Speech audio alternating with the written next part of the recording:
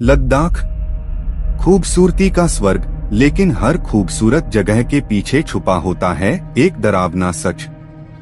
यह कहानी है आरव, कबीर, नेहा और रिया की। चार दोस्त जो अपनी जिंदगी की सबसे यादगार ट्रिप के लिए निकले थे। दिल्ली से निकलकर उनकी कार धीरे धीरे पहाड़ों की तरफ बढ़ रही थी। हंसी मजाक, गाने और एडवेंचर का जोश, सब कुछ परफेक्ट था। नेहा बोली, सुना है लद्दाख की कुछ सड़कों पर रात में कोई नहीं रुकता। कबीर हंसते हुए बोला, भूत भूत कुछ नहीं होता, बस लोगों की कहानियां हैं। लेकिन ड्राइवर सीट पर बैठे आरव के चेहरे पर हल्की चिंता थी। रात के करीब 11 बजे घना कोहरा छा गया। सड़क सुनसान थी, ना कोई गाड़ी, ना कोई इंसान।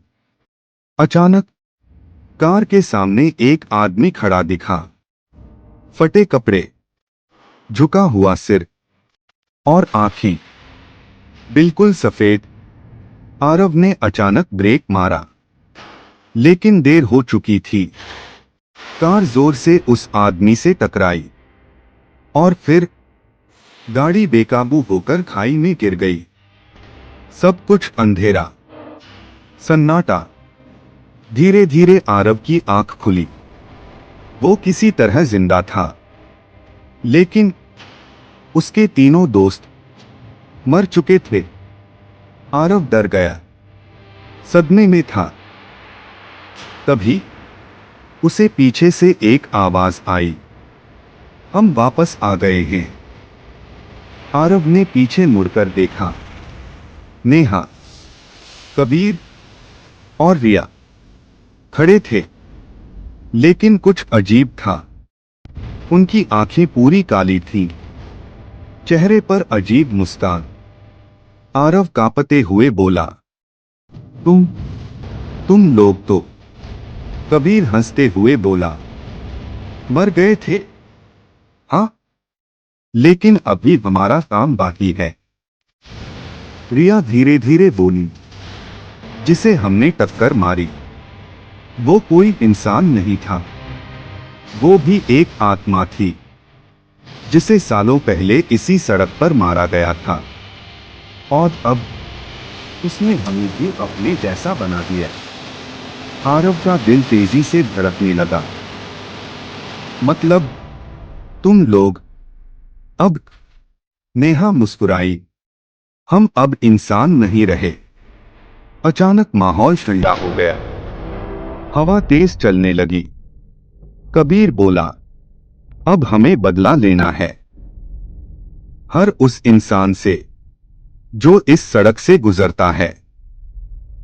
जैसे उसने हमारे साथ किया, वैसे ही हम भी करेंगे। आरव चिल्लाया, नहीं, ये गलत है। तभी रिया उसकी तरफ बढ़ी, तुम भी हमारे साथ हो, क्योंकि तुम भी मर चुके हो। आरव चौंक गया, नहीं, मैं जिंदा हूं। लेकिन तभी उसने नीचे देखा।